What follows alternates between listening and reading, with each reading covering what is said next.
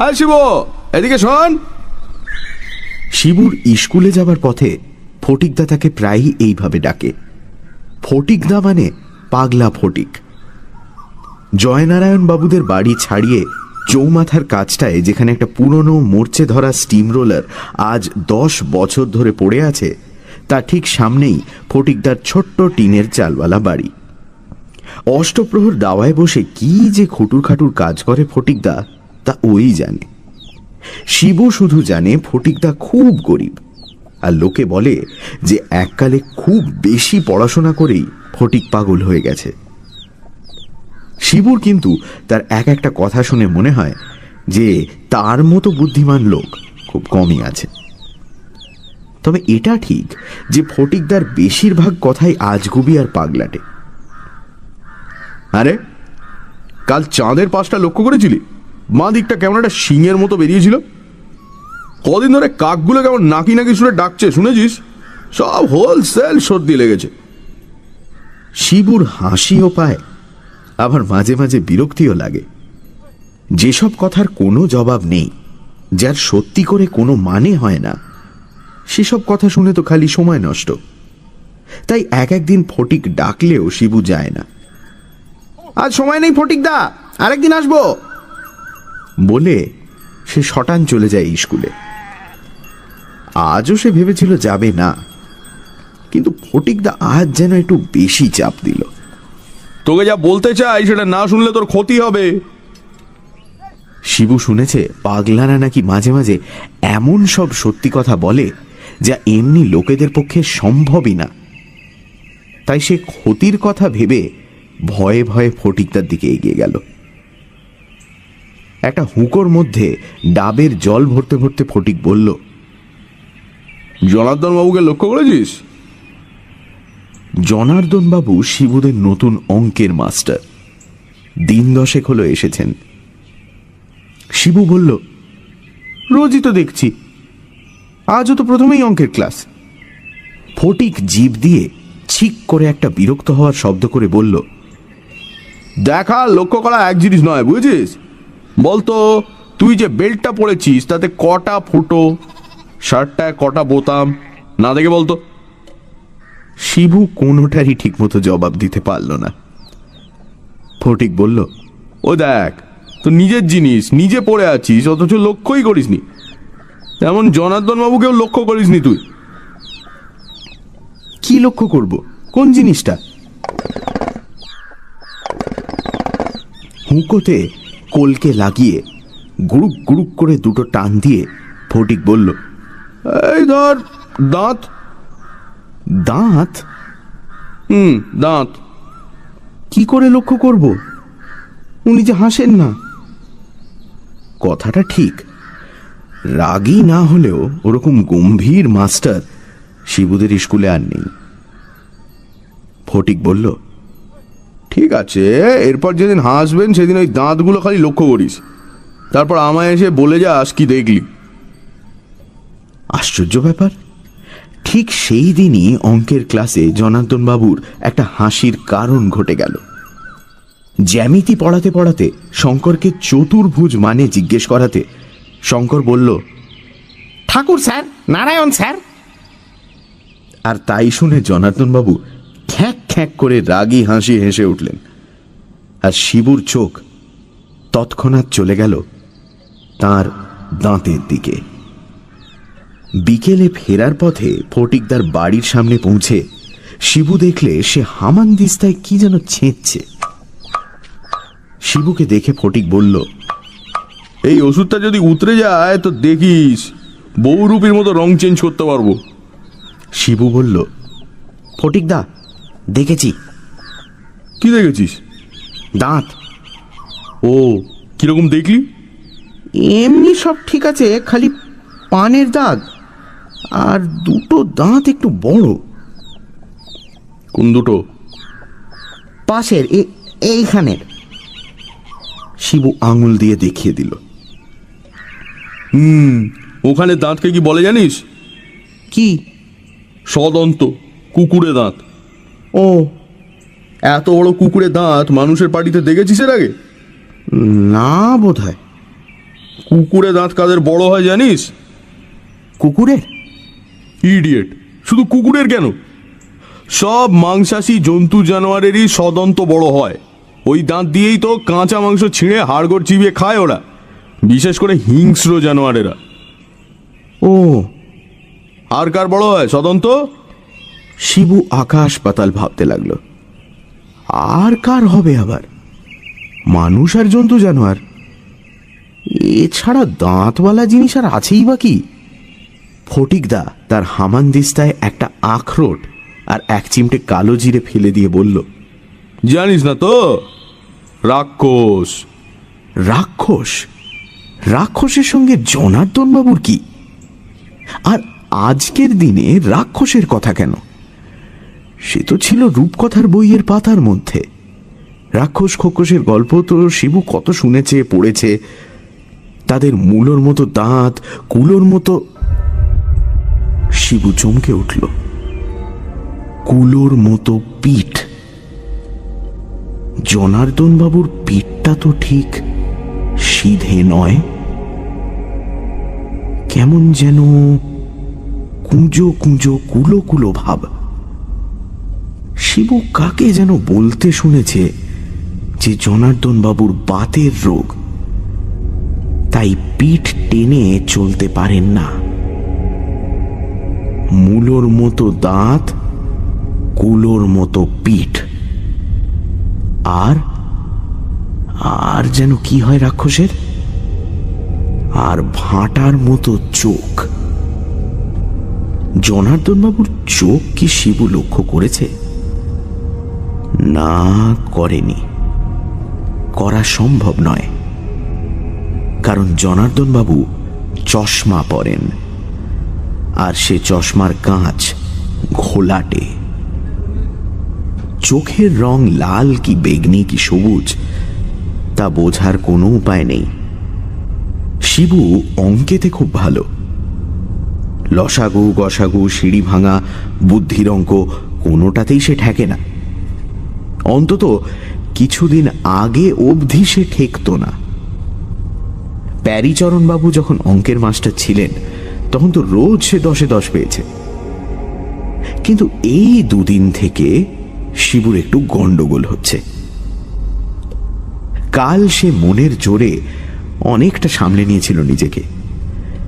সকালে ঘুম থেকে উঠেই সে মনে মনে বলতে আরম্ভ করেছিল, রাক্ষস হতে পারে না, মানুষ রাক্ষস হয় না, আগে হলেও এখন হয় না।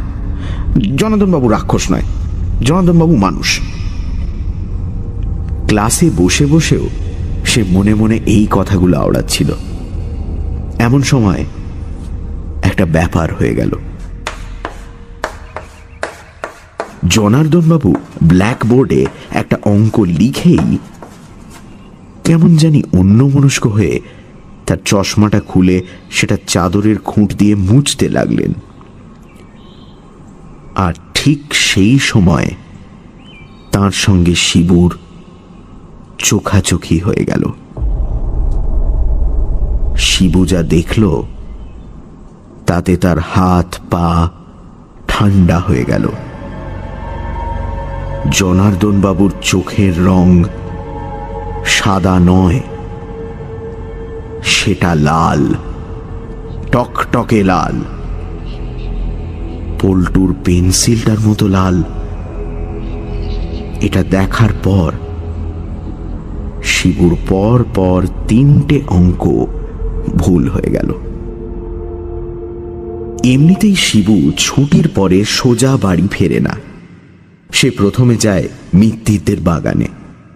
ছাতিম গাছটার গুঁড়ির আশপাশটায় যে লজ্জাবতী গাছগুলো আছে সেগুলোর প্রত্যেকটাকে সে আঙুলের টোকা মেরে মেরে ঘুম পাড়ায়। তারপর সে যায় সরল দিঘির পাড়ে। দিঘির জলে রোজ সে খোলামকুচি দিয়ে ব্যাংবাজি করে। 7 বারের বেশি লাফ খাইয়ে যদি খোলামকুচি ওপারে পৌঁছতে পারে তবেই সে হরেনের রেকর্ড ব্রেক করবে। সরল দিঘির পরেই ইট খোলার মাঠ। সেখানে থরে থরে কোনাকুনি ভাবে মাঠ পেরিয়ে বাড়ির খিড়কি দরজায় এসে পৌঁছয়। আজ সে মিত্তিরদের বাগানে এসে দেখল লজ্জাবতী লতাগুলো নেতিয়ে পড়ে আছে। এরকম হলো কেন? কেউ কি হেঁটে গেছে লতাগুলোর উপর দিয়ে? এ পথে তো বড় একটা কেউ আসে না। শিবুর আর ইচ্ছে করল না বাগানে থাকতে। কেমন যেন একটা থমথমে ছমছমে ভাব। সন্ধেটা যেন আজ একটু তাড়াতাড়ি ঘনিয়ে আসছে। কাকগুলো কি রোজই এত চেঁচায়, না আজ কোনো কারণে ভয় পেয়েছে? সরল দিঘির পাড়ে বইগুলো হাত থেকে নামিয়ে রেখেই শিবুর মনে হলো আজ আর ব্যাঙবাজি করা উচিত হবে না। আজ বেশিক্ষণ বাইরে থাকাই আর উচিত নয়, থাকলে হয়তো বিপদ হবে। একটা বিরাট কি যেন মাছ দিঘির মাঝখানে ঘাই মেরে ঘপাত করে ডুবে গেল। শিবু বইগুলো হাতে তুলে নিল। ওপারের অশ্বত্থ গাছটায় বাদুড়গুলি ঝুলে গাছটা একেবারে কালো করে দিয়েছে। একটু পরেই ওদের ওড়ার সময় হবে। ফটিকদা বলেছে বাদুড়ের মাথায় কেন রক্ত ওঠে না সেটা একদিন বুঝিয়ে দেবে। জামরুল গাছটার পেছনের ঝোপটার থেকে একটা তক্ষক ডেকে উঠল, খোকস খোকস খোকস। শিবু বাড়ির দিকে রওনা দিল। ইট খোলার কাছাকাছি আসতেই সে দেখতে পেল জনার্দন বাবুকে। ইটের পাঁজাগুলোর হাত বিশেক দূরেই একটা কুল গাছ, তার পাশেই দুটো ছাগলছানা খেলা করছে। আর জনার্দন বাবু বই আর ছাতা হাতে এক দৃষ্টে ছাগল দুটোর খেলা দেখছেন। শিবু প্রায় নিঃশ্বাস বন্ধ করে কোনো শব্দ না করে একটা ইটের পাঁজার উপর উঠে দুটো ইটের মধ্যিখানের ফাঁক দিয়ে তার মাথাটা যত দূর যায় গলিয়ে জনার্দন বাবুকে দেখতে লাগল। সে লক্ষ্য করল যে ছাগলগুলোকে দেখতে দেখতে জনার্দন বাবু দুবার তার ডান হাতটা উপর করে ঠোঁটের নিচে বুলোলেন। জিভ দিয়ে জল না পড়লে মানুষ কখনো ওভাবে ঠোঁটের নিচটা মোছে না। তারপর শিবু দেখল জনার্দন বাবু ওত পাতার মতো করে নিচু হলেন। তারপর হঠাৎ হাত থেকে বই ছাতা ফেলে দিয়ে খপ করে একটা ছাগলের বাচ্চাকে চাপটে ধরে কোলে তুলে নিলেন। আর সেই সঙ্গে শিবু শুনতে পেল ছাগলছানার চিৎকার আর জনার্দন বাবুর হাসি।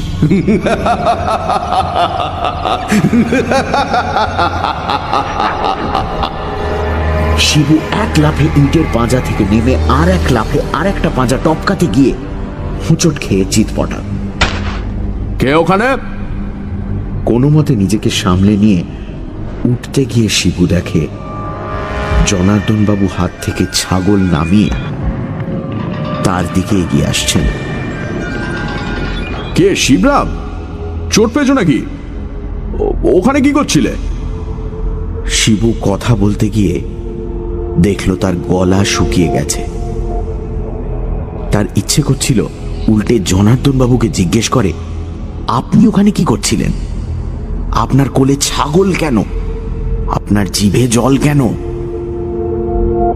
জনার্দন বাবু শিবুর কাছে এসে বললেন, ধরো, আমার হাত ধরো। শিবু কোনো মতে হাত না ধরেই উঠে দাঁড়ালো। তোমার বাড়ি তো কাছেই না? হ্যাঁ স্যার। ওই লাল বাড়িটা কি? হ্যাঁ স্যার। ও, আমি যাই স্যার। ও কি রক্ত নাকি? শিবু দেখল তার হাঁটু ছড়ে গিয়ে সামান্য একটু রক্ত চুইয়ে পড়ছে, আর জনার্দন বাবু এক দৃষ্টে সেই দিকে চেয়ে রয়েছেন, আর তার চশমার কাঁচ দুটো জলজল করছে। আমি যাই স্যার। শিবু কোনো মতে বইগুলো খচমচিয়ে মাটি থেকে তুলে নিল। শোনো শিবরাম। জনার্দন বাবু এগিয়ে এসে শিবুর পিঠে একটা হাত রাখলেন। শিবুর বুকে কে যেন দুর্মুষ পিটতে লাগলো। তোমাকে একা পেয়ে ভালোই হয়েছে। একটা কথা তোমায় জিজ্ঞেস করবো ভাবছিলাম, তোমার অঙ্কের ব্যাপারে কোনো অসুবিধে হচ্ছে কি? আজ এত সহজ সহজ অঙ্কে ভুল হলো কেন? যদি কোনো অসুবিধা হয় তো ছুটির পর আমার বাড়িতে এসো না, আমি তোমায় দেখিয়ে দেবোক্ষণ। অঙ্কেতে যে ফুল মার্কস পাওয়া যায়, পরীক্ষায় ভালো করতে হলে অঙ্কে তো ভালো করতেই হবে। তুমি আসবে আমার বাড়ি? শিবু কোনো মতে দুপা পিছিয়ে জনার্দন বাবুর হাত পিঠ থেকে সরিয়ে নিয়ে ঢোক গিলে বলল, না স্যার, আমি নিজেই পারবো স্যার, কালই ঠিক হয়ে যাবে। বেশ, তবে অসুবিধে হলে বলো, আর আমাকে এত ভয় পেও না। এত ভয় পাও কেন? আমি কি রাক্ষস যে কামড়ে দেবো? হ্যাঁ?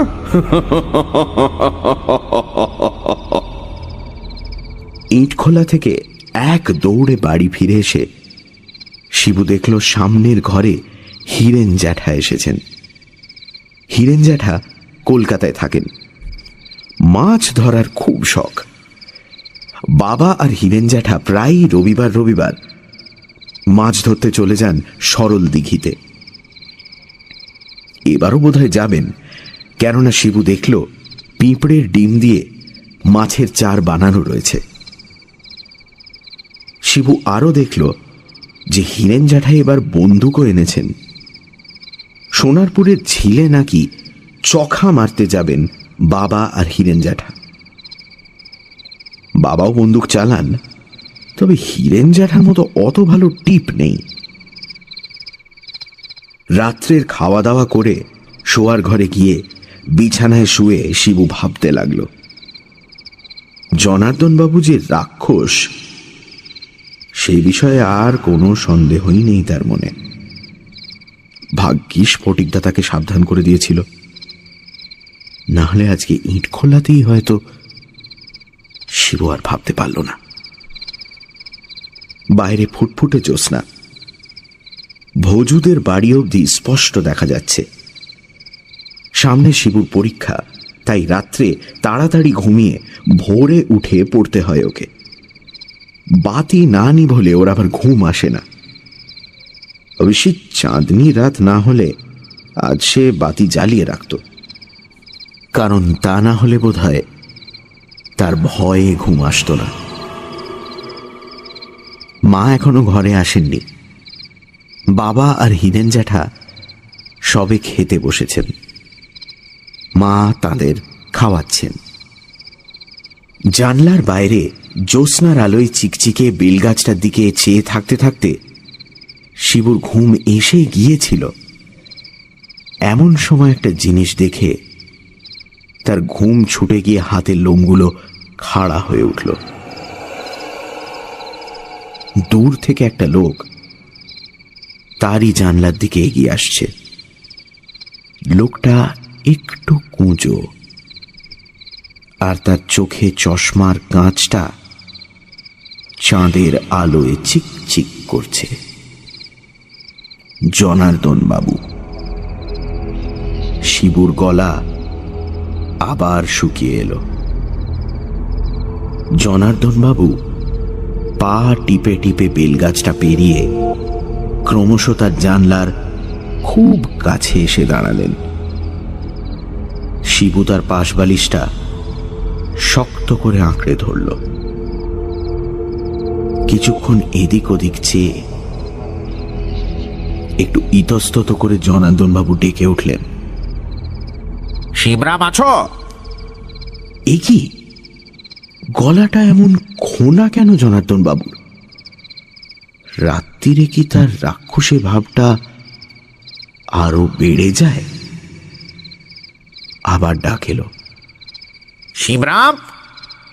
এবার শিবুর মা দাওয়া থেকে বলে উঠলেন, শিবু, ও শিবু, বাইরে কে ডাকছে যে? এর মধ্যে ঘুমিয়ে পড়লি নাকি? জনার্দন বাবু জানলা থেকে অদৃশ্য হয়ে গেলেন। মিনিট খানেক পরে শিবু তার গলা শুনতে পেল। শিবরাম তার জ্যামিতির বইটা ইট খোলায় ফেলে এসেছিল। কাল আবার রবিবার তো, স্কুলে দেখা হবে না, আর ও তো আবার সকালে উঠে পড়বে, তাই। তারপর কিছুক্ষণ বিড় বিড় ফিস ফিস কি কথা হলো শিবু শুনতে পেল না। শুধু শেষটায় শুনল বাবার কথা। হ্যাঁ, তা যদি বলেন সে তো ভালোই। আপনার ওখানেই না হয় পাঠিয়ে দেব। হ্যাঁ, কাল থেকে। শিবুর ঠোঁট নড়ল না, গলা দিয়ে আওয়াজ বেরোল না, কিন্তু তার মন চিৎকার করে বলতে লাগলো, না না না, আমি যাব না, কিছুতেই না। তোমরা কিছু জানো না, ওই যে রাক্ষস, গেলেই আমায় খেয়ে ফেলবেন। পরদিন রবিবার হলেও শিবু সকালেই চলে গেল ফটিকদার বাড়িতে। কত কি যে বলার আছে তার ফটিকদাকে। ফটিকদা তাকে দেখে বলল, স্বাগতম। তোর বাড়ির কাছে ফণি মনসা আছে না? আমার কিছু এনে দিস তো, দা দিয়ে কেটে। একটা নতুন রান্না মাথায় এসেছে। শিবু ধরা গলায় বলল, ফটিকদা, কে? তুমি যে বলেছিলে না জনার্দন বাবু রাক্ষস? কে বললো? তুমি তো বললে। মোটেই না, তুই আমার কথাগুলো লক্ষ্য করিসনি। কেন? আমি বললাম তুই জনার্দন বাবুর দাঁতগুলো লক্ষ্য করিস, তারপর তুই এসে বললি তার কুকুর দাঁতগুলো বড় বড়। তারপর আমি বললাম ওরকম কুকুর দাঁত রাক্ষসেরা হয় বলে শুনেছি। তার মানে কি জনার্দন বাবু রাক্ষস? তাহলে উনি রাক্ষস নন? তা তো বলিনি। তবে? ফটিকদা দাওয়া থেকে উঠে একটা মস্ত হাই তুলে বলল, তো জ্যাঠাকে যেন দেখলাম আজ। মাছ ধরতে এসেছেন বুঝি? ছিপ দিয়ে বাঘ ধরেছিলেন একবার ম্যাকাডি সাহেব, সে গল্প জানিস? শিবু মরিয়া হয়ে বলে উঠল, ফটিকদা, কি আজে বাজে বকছো তুমি? এদিকে জনার্দন বাবু যে সত্যিই রাক্ষস, আমি জানি তিনি রাক্ষস। আমি অনেক কিছু দেখেছি আর শুনেছি। তারপর শিবু গত দুদিনের ঘটনা ফটিককে বলল। ফটিক সব শুনে টুনে গম্ভীরভাবে মাথা নেড়ে বলল, তা তুই এ ব্যাপারে কি করবি, কিছু ঠিক করেছিস? তুমি বলে দাও না ফটিকদা, তুমি তো সব জানো। ফটিক মাথা হেঁট করে ভাবতে লাগলো। শিবু ফাঁক পেয়ে বলল, আমার বাড়িতে এখন একটা বন্দুক আছে। ফটিক দাঁত খিঁচিয়ে উঠল। তোর এমন বুদ্ধি! বন্দুক আছে তো কি হয়েছে? বন্দুক দিয়ে রাক্ষস মারবি? গুলি রিবাউন্ড করে এসে যে মারছে তার গায়ে লাগবে। তাই বুঝি? আগে হ্যাঁ, বুক সুন্দর। তাহলে? শিবুর গলা মিহি হয়ে আসছিল। তাহলে কি হবে ফটিকদা? আমাকে যে আবার বাবা আজ থেকে... মেলা বকিসনি, বকে বকে কানে চিড়ি নাড়িয়ে দিলি। প্রায় 2 মিনিট ভাবার পর ফটিক শিবুর দিকে ফিরে বলল, যেতেই হবে। কোথায়? জনার্দন বাবুর বাড়ি। সে কি? ওর কুষ্ঠিটা জানতে হবে। আমি এখনো শিওর নই, কুষ্টি দেখলে সব বেরিয়ে যাবে। বাক্স ব্যাটরা ঘাঁটলে কুষ্টিটা বেরোবে নিশ্চয়ই। কিন্তু তুই থাম, আগে প্ল্যানটা শোন। আমরা দুজনে যাব দুপুরবেলা, আজ রোববার, লোকটা বাড়ি থাকবে। তুই বাড়ির পিছন দিকটা গিয়ে জনার্দন বাবুকে ডাকবি, বাইরে এলে বলবি অঙ্ক বুঝতে এসেছিস। তারপর 2-1 আজে বাজে বকে লোকটাকে আটকে রেখে দিবি। আমি সেই ফাঁকে বাড়ির সামনের দিক দিয়ে ভিতরে গিয়ে কুষ্টিটা বের করে নিয়ে আসবো। তারপর তুই এদিক দিয়ে পালাবি, আমি ওদিক দিয়ে পালাবো, ব্যাস। তারপর শিবুর যে প্ল্যানটা খুব ভালো লেগেছিল তা নয়, কিন্তু ফটিকদার উপর নির্ভর করা ছাড়া তো আর কোনো রাস্তাই নেই। তারপর তুই বিকেলে আবার আমার বাড়ি আসবি। আমি ততক্ষণ কুষ্টিটা দেখে কিছু পুরনো পুঁথিপত্র ঘেঁটে একেবারে রেডি থাকবো। যদি দেখি জনার্দনবাবু সত্যি রাক্ষস, তাহলে তার ব্যবস্থা আমার জানা আছে, তুই ঘাবড়াস না। আর যদি দেখি রাক্ষস নয়, তাহলে তো আর ভাববার কিছুই নেই। ফটিকদা বলেছিল দুপুরে বেরোবে। শিবু তাই খাওয়া দাওয়া করে গিয়ে ফটিকের বাড়ি হাজির হলো। মিনিট 5 পর ফটিকদা বেরিয়ে এসে বলল, আমার হুলোটার আমার নস্যির বাতি গেছে, ঝামেলা কি কম। শিবু লক্ষ্য করল ফটিকদার হাতে এক জোড়া ছেঁড়া চামড়ার দস্তানা আর একটা সাইকেলের ঘন্টা। ঘন্টাটা সে শিবুর হাতে দিয়ে বলল, এটা তুই রাখ, বিপদ হলে বাজাস, আমি এসে তোকে বাঁচাবো। পূবপাড়ার একেবারে শেষ মাথায় দোলগোবিন্দবাবুদের বাড়ির পরেই জনার্দন মাস্টারের বাড়ি। একা মানুষ, বাড়িতে চাকর পর্যন্ত নেই। বাইরে থেকে বাড়িতে যে একটা রাক্ষস আছে সেটা বোঝবার কোনো উপায় নেই। কিছুটা রাস্তা বাকি থাকতেই শিবু আর ফটিকদা আলাদা হয়ে গেল। বাড়ির পিছনে পৌঁছে শিবু বুঝল যে তার আবার গলা শুকিয়ে আসছে। জনার্দনবাবুকে ডাকতে গিয়ে তার যদি গলা দিয়ে আওয়াজ না বেরোয়।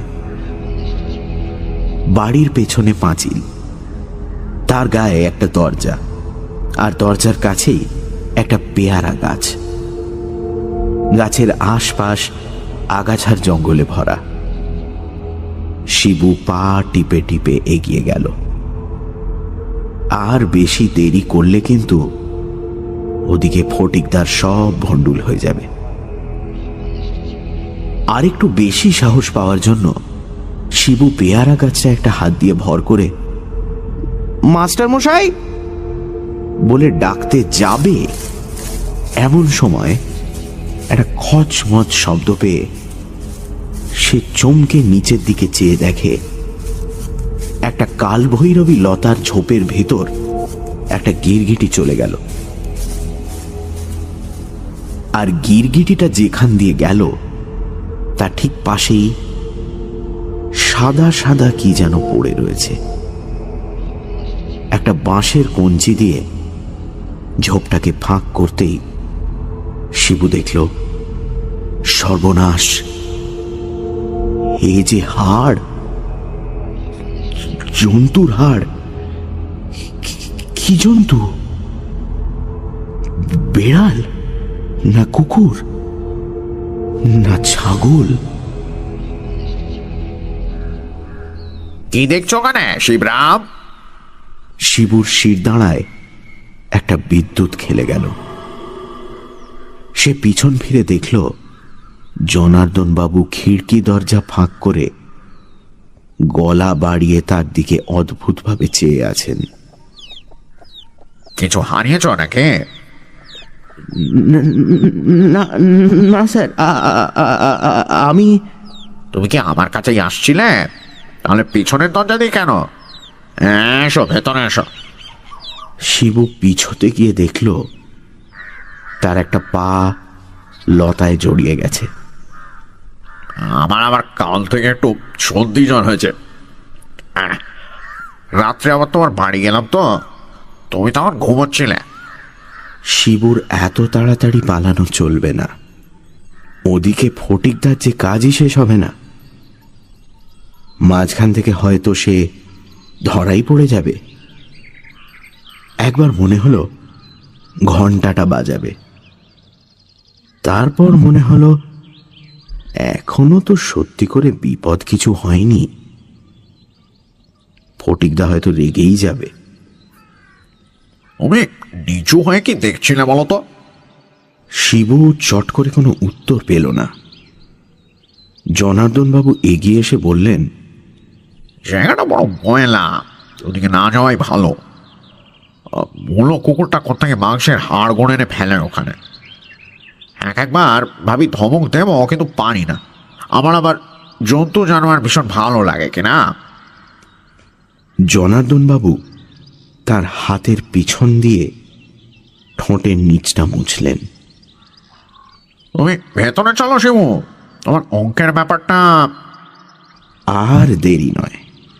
শিবু আজ থাক, কাল আসবো বলে উল্টো মুখো হয়ে এক দৌড়ে মাঠ পেরিয়ে, রাস্তা পেরিয়ে, নীলুর বাড়ি, কার্তিকের বাড়ি, হরেনের বাড়ি পেরিয়ে একেবারে শাহ বাবুদের বড় বাড়ির গেটের রোয়াকে এসে হাঁপ ছাড়ল।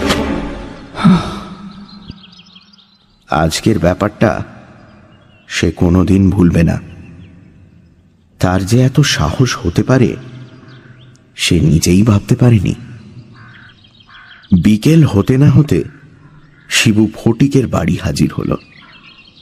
না জানি কুষ্টি থেকে কি বার করেছে ফটিকদা। শিবুকে দেখেই ফটিক মাথা নাড়ল। সব গোলমাল হয়ে গেছে রে। কেন ফটিকদা, কুষ্টি পাওনি? তা পেয়েছি। তোর অঙ্কের মাস্টার যে রাক্ষস সে বিষয়ে কোনো সন্দেহ নেই। শুধু রাক্ষস নয়, পিরিন্ডি রাক্ষস, সাংঘাতিক ব্যাপার।